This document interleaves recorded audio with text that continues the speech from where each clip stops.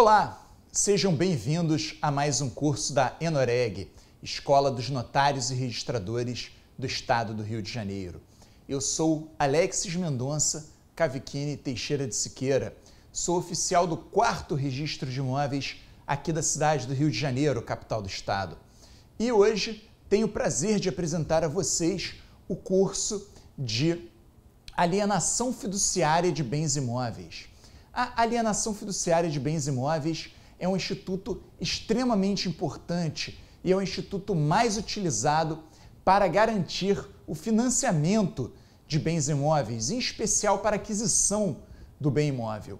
O que seria isso? Basicamente, a pessoa que quer comprar a sua casa própria e não tem dinheiro para comprar à vista, ela normalmente pega financiamento bancário e, com isso, ela entrega o imóvel em garantia ao banco. Iremos ver tudo isto e muito mais neste curso. Esta é a primeira parte do curso e é um curso que é desenhado para atender os profissionais das mais diversas áreas, entre não só aqueles delegatários de cartórios extrajudiciais, mas também advogados, contadores, corretores de imóveis e mesmo você que, mesmo sendo um leigo na área, está querendo adquirir o seu imóvel através de financiamento bancário.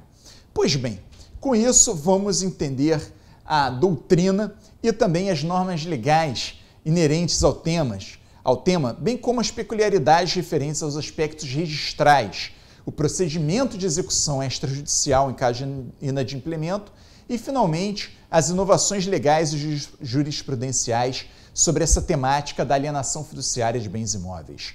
Assim, neste primeiro encontro, iremos nos debruçar sobre a origem, o conceito, marco legal, direitos e deveres do fiduciário e do fiduciante. Pois bem, primeiramente, temos que ver onde surgiu a alienação fiduciária.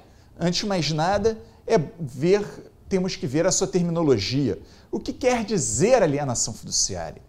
Alienar significa, para o direito, deixar de ser dono do bem, que na maioria dos casos ocorre por meio de uma venda. Também ocorre uma alienação, por exemplo, no caso de uma doação de bem, ou seja, o bem pertence a você e você entrega esse bem, seja vendendo, seja doando, a uma outra pessoa.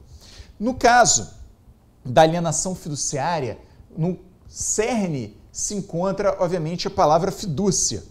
E essa palavra fidúcia vem exatamente do latim, exatamente um latim da palavra que se chamava também fidúcia. O que quer dizer confiança? Fidúcia quer dizer confiança, ou seja, alienação fiduciária seria uma venda em confiança, pois se confia, de um lado, que o bem será devolvido com o adimplemento do mesmo, e do outro lado, se confia que as parcelas serão pagas. Onde surge? Ela remonta-se no direito romano, com a utilização da fidúcia como garantia de obrigações, a chamada fidúcia concreditória. O direito romano, o direito germânico medieval e o direito inglês vieram cronologicamente aperfeiçoando esse instituto. Há similitudes da alienação fiduciária com o modelo britânico e americano, ou seja, do direito anglo-saxão, do chamado trust, que também tem a origem da palavra como confiança e guarda semelhanças também a um instituto fiduciário, porém de outra raiz do direito anglo-saxão. O ordenamento jurídico brasileiro, ele inicia-se utilizando a alienação fiduciária para garantias de bens móveis, de operações de financiamentos relativamente a bens móveis. À medida que foi adquirida confiança no instituto, de novo a palavra confiança, porém dessa vez na utilização do instituto, o mercado passou a ver com bons olhos a possibilidade de aplicação deste instituto para bens imóveis.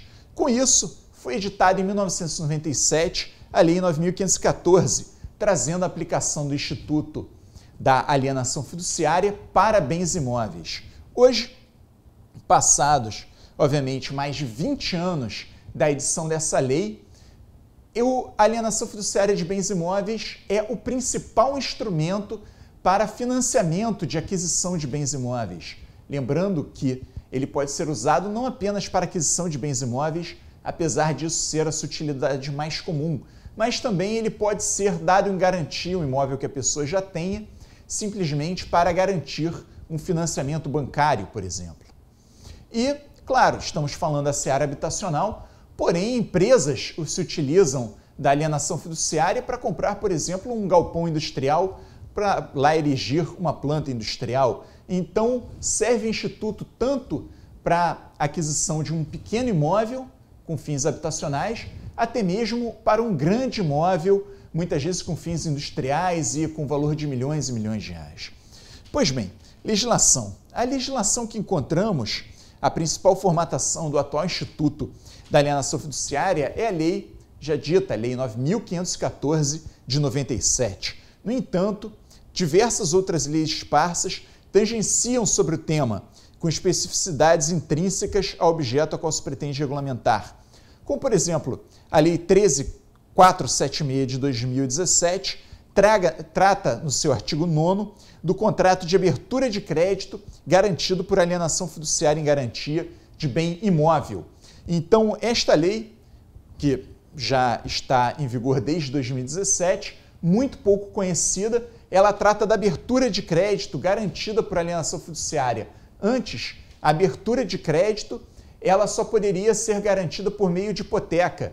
E a hipoteca, que vem perdendo cada vez mais espaço e cada vez mais uso, agora perdeu mais um espaço sobre a abertura de crédito, que agora pode ser também utilizada para garantir a abertura de crédito à alienação fiduciária. Conceituação. Embora o legislador deixe para a doutrina o conceito dos institutos jurídicos, o negócio fiduciário vem expressamente conceituado no artigo 22 da Lei 9.514 de 97, que traz o seguinte conceito, literalmente. A alienação fiduciária regulada por esta lei é o negócio jurídico pelo qual o devedor, também chamado de fiduciante, com escopo de garantia, contrata a transferência ao credor ou fiduciário da propriedade resolúvel da coisa imóvel. Um conceito para alienação fiduciária, finalmente, seria a venda em confiança, como já dito. O exemplo prático mais comum é a operação triangular, que é efetuada entre incorporadoras, a incorporadora vende o imóvel, um adquirente e um banco. Vamos imaginar que o adquirente não tenha dinheiro suficiente para a aquisição do imóvel que ele deseja adquirir da incorporadora. Ou seja, imagine a incorporadora, a empresa está vendendo um imóvel na planta, como se diz, está com lançamento imobiliário, empreendimento imobiliário belíssimo. Então, vem um adquirente, supõe o seu João, e resolve adquirir um bem ou seja, um daqueles apartamentos que a incorporadora está oferecendo à venda. Porém, ele não tem o dinheiro todo, ele tem o dinheiro para pagar a entrada, mas ele pode se financiar, ele tem renda suficiente para se financiar. O que ele faz? Ele contrata a compra daquele bem com a incorporadora, porém, ao mesmo tempo que ele contrata a compra do bem com a incorporadora, ele entrega aquele mesmo bem que ele acabou de comprar, ele entrega para uma instituição financeira que financiou aquela aquisição. Ou seja, o adquirente compra o bem da incorporadora e, em ato contínuo, entrega o imóvel fiduciariamente a uma instituição financeira que empresta o valor necessário para a aquisição, ao mesmo tempo que quita o valor com a incorporadora. Naturalmente, a instituição financeira irá cobrar juros nesta operação. Assim, o comprador entrega o imóvel em confiança, fidúcia. Ele tem a confiança de que, quando ele quitar o empréstimo, ele terá o imóvel restituído do banco. Ele entregou, percebam, ele entregou o imóvel ao banco e tem a confiança que esse banco irá restituir esse imóvel a ele.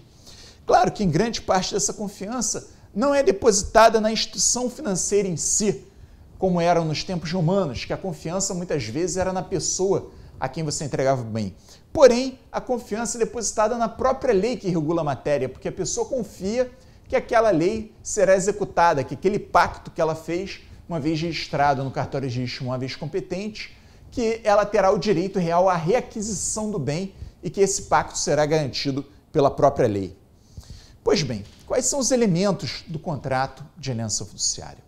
Conhecido o que é a alienação fiduciária, passamos a conhecer os demais elementos integrantes da estrutura do instrumento contratual da alienação fiduciária?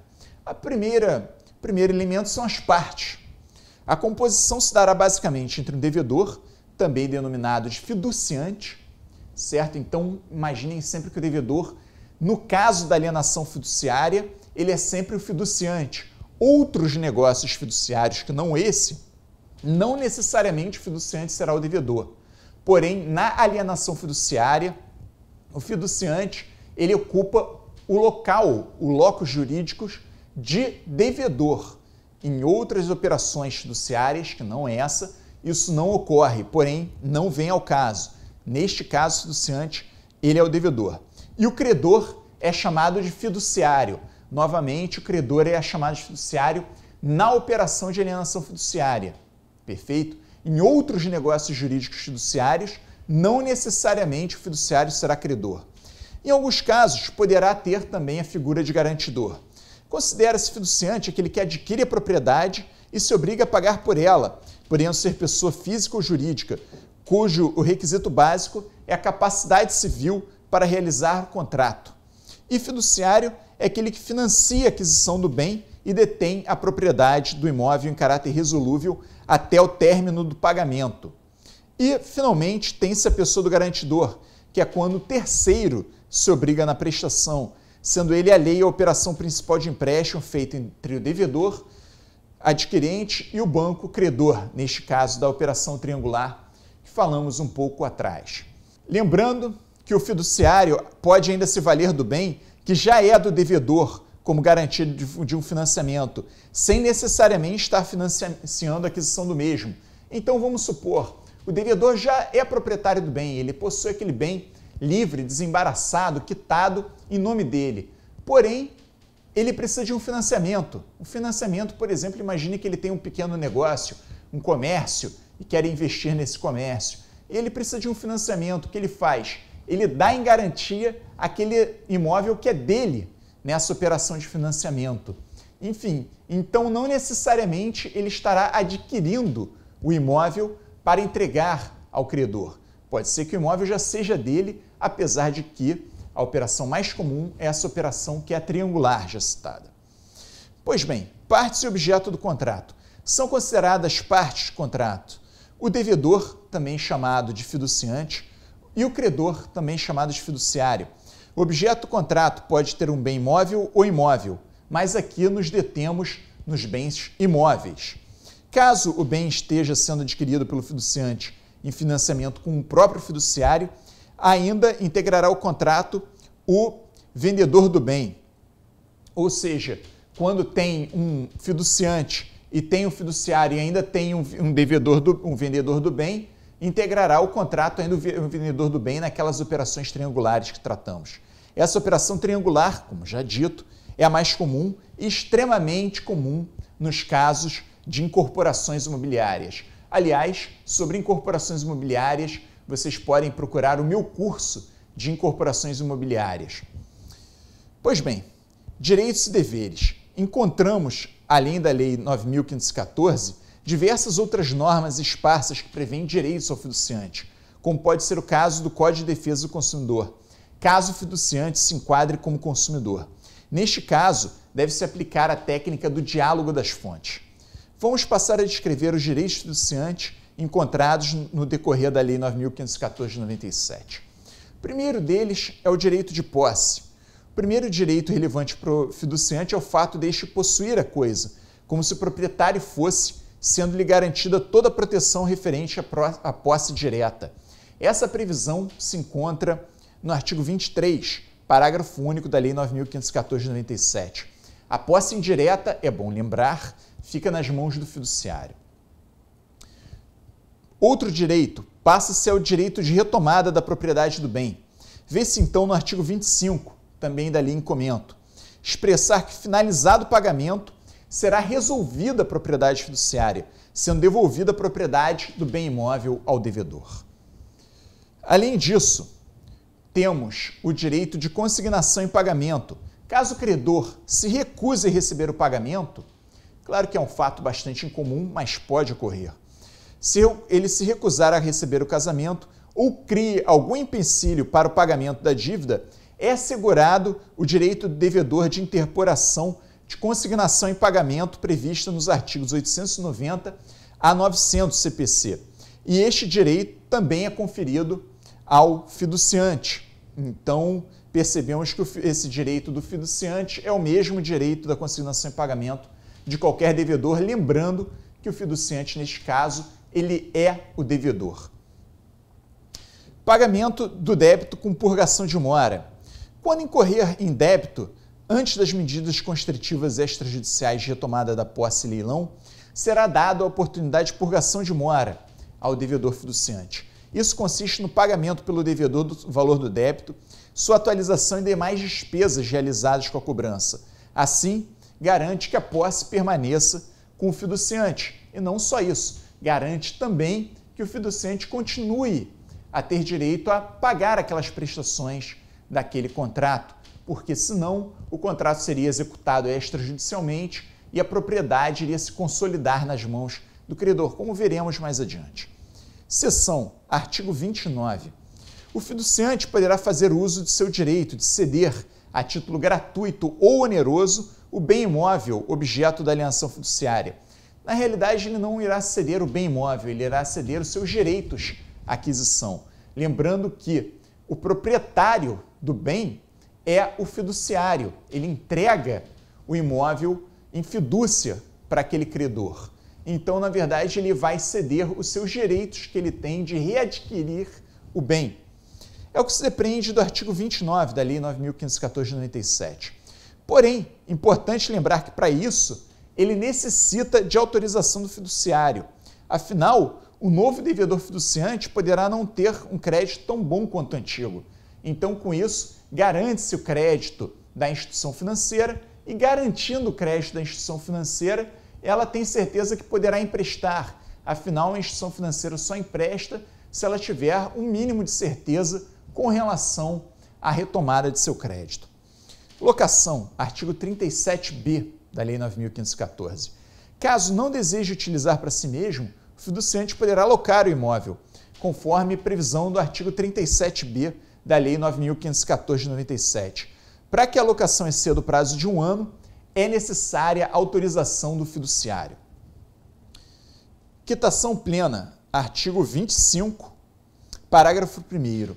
O devedor fiduciante, ao efetuar todo o pagamento do valor do contrato acertado com o fiduciário, terá o direito de receber deste termo de quitação plena, que irá lhe conferir o direito de retomar a propriedade do bem. Lembrando que ele deverá averbar a quitação no registro de imóveis competente.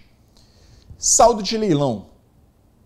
Mais para frente será analisado o leilão, ao qual poderá ser submetido o imóvel objeto da venda da alienação fiduciária, e que, se por um acaso resulte deste leilão um valor que exceda o valor da dívida e das despesas da execução, será devido ao devedor, aquele fiduciante, eventual saldo, isto de acordo com o que preceitua o artigo 27, parágrafo 4º da Lei 9.514 de 97. Com isso, terminamos a nossa primeira aula do curso de alienação fiduciária de bens imóveis. Espero que vocês tenham gostado e espero vocês na segunda aula de nosso curso, onde iremos falar agora dos deveres do devedor fiduciante. Espero vocês, até lá.